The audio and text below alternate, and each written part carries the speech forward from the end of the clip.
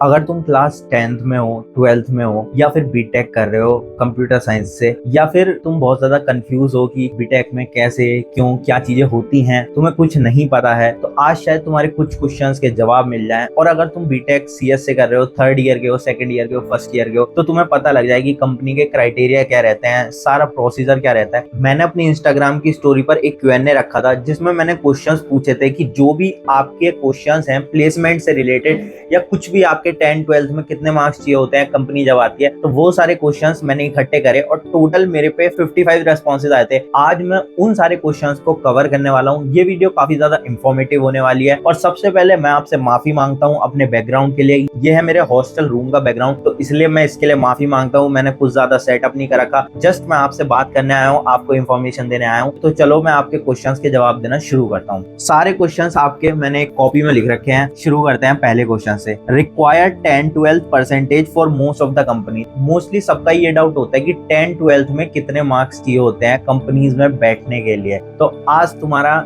ये क्वेश्चन का जवाब मैं दे देता हूँ। कितने मार्क्स चाहिए, कितनी परसेंटेज चाहिए और कितने मार्क्स पे कितनी कंपनीज आएंगी। देखो, अगर तुम्हारे सब में 75 हैं और 75 से अबव हैं तो तुम बहुत ही ज्यादा सेफ जोन में हो। तुम्हारे पास 90% कंपनियां तो आ ही जाएंगी, कोई दिक्कत नहीं होगी। तुम इतनी कंपनी में बैठोगे ना कि तुम प्लेसमेंट ले ही लोगे। और फिर भी अगर तुम प्लेस नहीं हुए, इसका रीजन तुम खुद को ही दोगे कि शायद यार मेरी तैयारी ऐसी नहीं थी। क्योंकि कंपनी तो भाई कोई दिक्कत नहीं होने की, बहुत आएंगी। 75% अगर तुम्हारे थ्रू आउट है 10, 12 एंड बीटेक में तो कोई दिक्कत नहीं होगी। अब आते हैं उससे थोड़ा सा नीचे।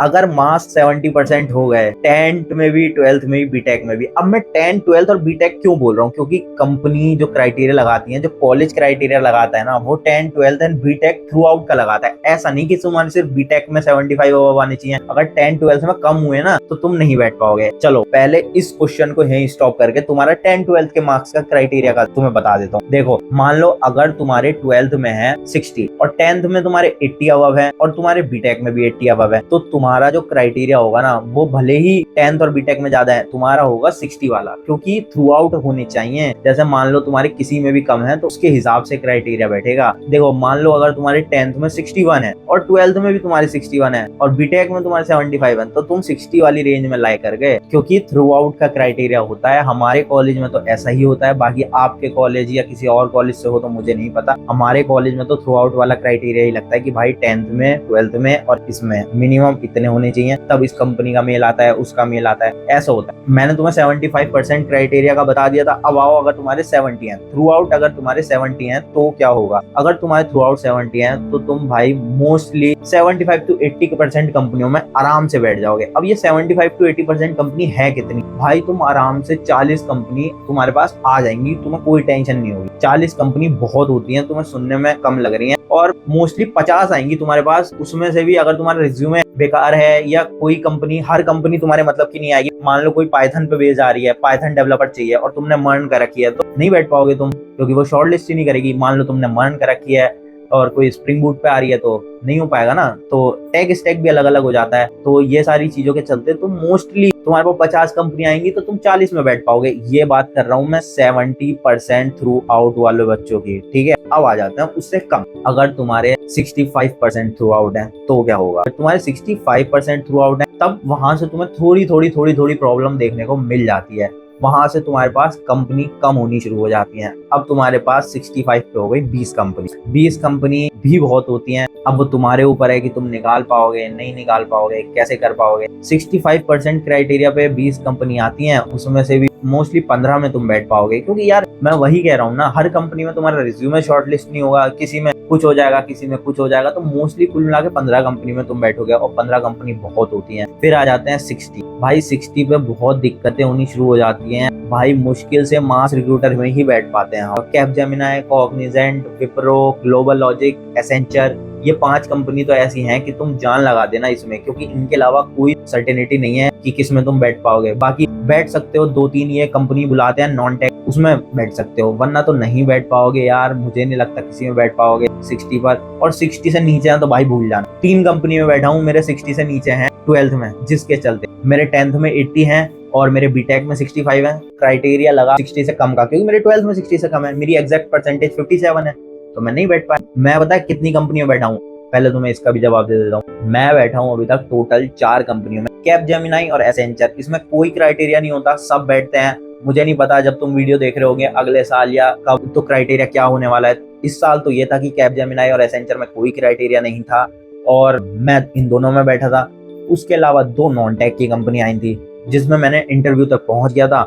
एक कंपनी सेल्स की थी, तो सेल्स वालों ने तो खुद ही मना कर दिया कि हमारी कंपनी में मत आओ, वरना तुम स्विच नहीं कर पाओगे, टेक में जा नहीं पाओगे, ये हो जाएगा वो हो जाएगा। मैंने कहा भाई चलो ठीक है, मतलब उन्होंने खुद ही रिजेक्ट कर दिया, सेल्स में मत आओ, जिंदगी खराब हो जाएगी, क्योंकि सेल्स एक बहुत हैक्टिक जॉब है और फिर उसके बाद यार उससे स्विच नहीं हो पाता शायद टेक में। तो इन सारी चीज़ों के चलते उनके एचआर ने मना कर दिया, क्योंकि मेरे प्रोजेक्ट भी सही सही थे इसलिए। और एक और इंटरव्यू में गया था, वो इंटरव्यू मेरा गुड़गांव था, वहां पे मैं रिजेक्ट हो गया था।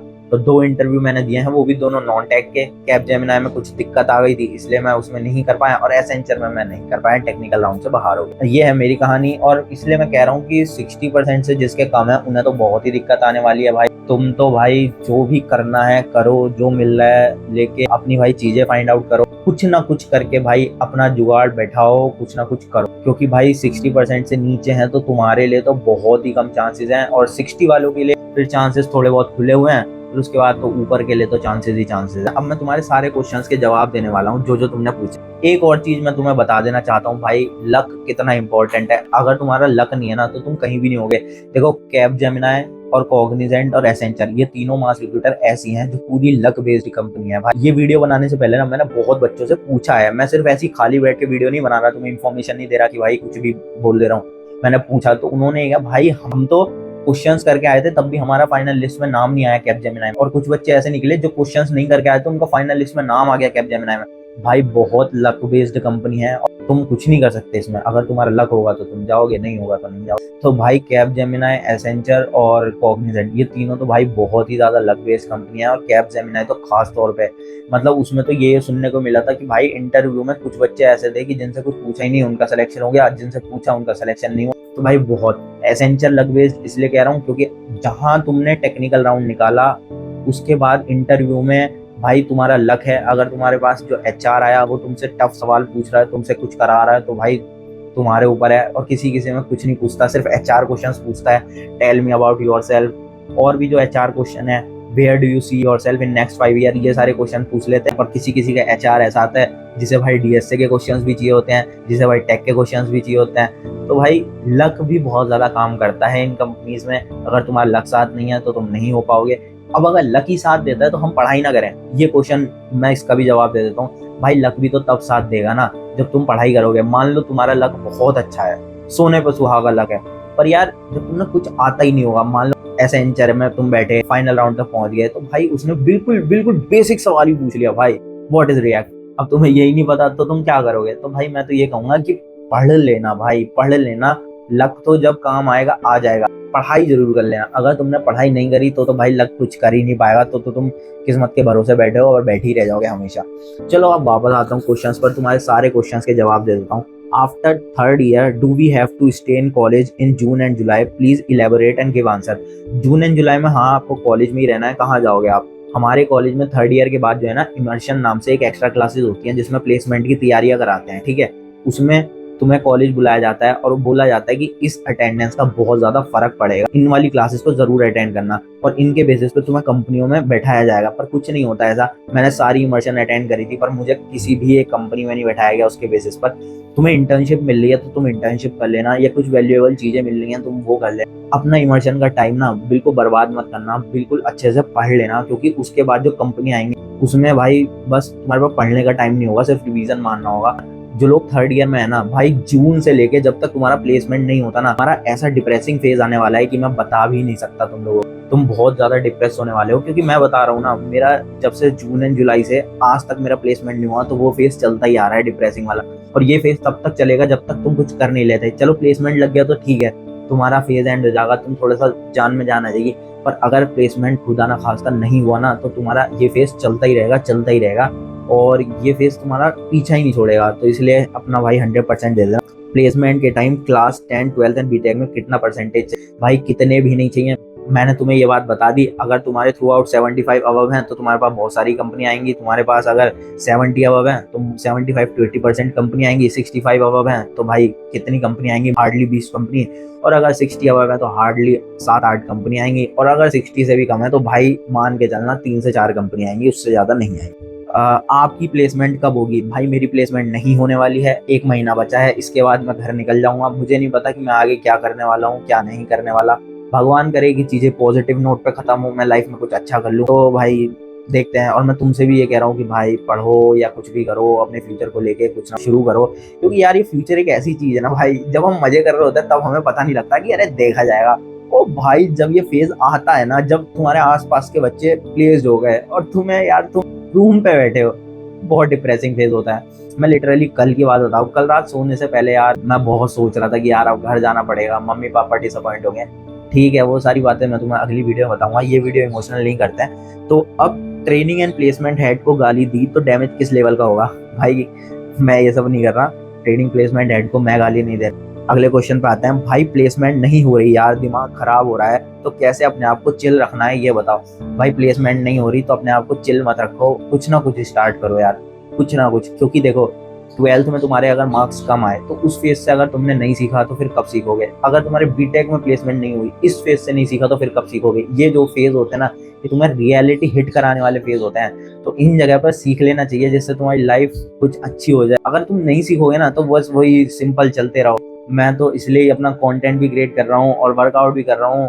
मैं सोच रहा हूँ इसमें ही कुछ हो जाए, कंटेंट क्रिएशन में। बाकी पढ़ाई में देखता हूँ आगे क्या करूँगा। तो भाई इस फेज से भागो मत, एनालाइज करो और कुछ स्टार्ट करो, कुछ भी स्टार्ट करो, पढ़ाई स्टार्ट करो। भाई अगर कुछ नहीं हो रहा तो कुछ ना कुछ तो भाई स्टार्ट करो जल्दी से जल्दी। और till which semester we should complete our backlog so we won't be effective. हाँ बैकलॉग, भाई बैकलॉग अपने जो है ना 6 सेमेस्टर तक खत्म कर लो। क्योंकि 7th और 8th सेमेस्टर में अगर तुम्हारे बैकलॉग होंगे तुम कंपनी में बैठ नहीं पाओगे। मास रिक्रूटर में भी तुम नहीं बैठ पाओगे क्योंकि 9 बैकलॉग्स, 0 बैकलॉग वाले बच्चे को अलाउड करते हैं वो लोग। तो अपने बैकलॉग जो है ना वो हटा लेना जिससे तुम सारी कंपनी में बैठ पाओ इजीली। भाई एक क्वेश्चन का मैं आंसर दे देता हूँ कि कंपनी आती है तो उसमें किस किस चीज के राउंड्स होते हैं, पहला राउंड कौन सा होता है, सेकंड कौन सा होता है, ये क्वेश्चन का आंसर मैं दे देता हूँ। इसके बाद जितने भी क्वेश्चन है ना मैं एक और अगली वीडियो में वो सारे कवर करूंगा। ये वीडियो काफी लंबी हो रही है तो इसलिए इस वीडियो को मैं यहीं एंड करूंगा। अब पहले तुम्हें ये बता देता हूँ कि राउंड होते कौन कौन से हैं। देखो किसी कंपनी में पहला राउंड होता है एप्टीट्यूड राउंड, जिसमें मैथ्स आती है और बेसिक मैथ, बेसिक इंग्लिश, ये राउंड होता है। और सेकंड राउंड होता है तुम्हारा कोडिंग राउंड और टेक्निकल राउंड, जिसमें तुम्हारे ओएससी एंड डीवीएमएस से रिलेटेड क्वेश्चन आते हैं, जिसमें तुम्हारे डीएसए से रिलेटेड क्वेश्चन आते हैं। ये तुम्हारा सेकंड राउंड होता है। और फिर आता है तुम्हारा इंटरव्यू, टेक्निकल इंटरव्यू और पर्सनल इंटरव्यू, ये 2 इंटरव्यू होते हैं। तो ऐसे 4 राउंड होते हैं। किसी किसी कंपनी में 3 ही राउंड होते हैं। किसी किसी में पहला राउंड हो जाता है तुम्हारा कोडिंग और टेक्निकल, जिसमें तुम्हारे कोडिंग क्वेश्चंस आएंगे, 2 कोडिंग क्वेश्चन और टेक्निकल एमसीक्यू, और उसके बाद तुम्हारा टेक्निकल इंटरव्यू, एक पर्सनल इंटरव्यू। किसी किसी कंपनी में तुम्हारा जीडी राउंड भी होता है, ग्रुप डिस्कशन राउंड। ठीक है, हर कंपनी का अपना अलग होता है। तो इसलिए ये तो मत सोचना कि मैं सिर्फ जीडी ही प्रिपेयर कर लूँ या एप्टीट्यूड करूँ ही ना। किसी किसी कंपनी का एप्टीट्यूड होता है, किसी में अलग होता है। इस क्वेश्चन को बहुत लोगों ने पूछा था तो ये मैं आपको बता रहा हूँ। हर कंपनी के अलग अलग राउंड्स होते हैं जिनको आपको क्लियर करना पड़ेगा, जिनको क्लियर करने के बाद ही आपके पास पीपीओ आ पाएगा, प्री प्लेसमेंट ऑफर। और उसके बाद भाई बहुत सारे क्वेश्चंस हैं। अभी मैं 3rd ईयर में इंटर्नशिप कैसे लूँ, मुझे इमर्शन अटेंड नहीं करना, और सारी कंपनी में 10-12 का क्राइटेरिया होता है क्या, ये क्वेश्चन थे। और बीटेक में मेरी सीपीआई इतनी है। बहुत सारे क्वेश्चंस हैं। अभी एक वीडियो और बनाऊंगा भाई प्लेसमेंट की प्रिपरेशन कैसे शुरू करूं, ये सारे क्वेश्चंस के आंसर मैं तुम्हें नेक्स्ट वीडियो में देता हूं। इस वीडियो को लाइक कर देना, चैनल को सब्सक्राइब कर देना अगर वीडियो इंफॉर्मेटिव लगी हो, और फॉलो कर लेना बहुत ही अच्छी वीडियोस के लिए। और मिलते हैं आपको नेक्स्ट वीडियो में। बाय।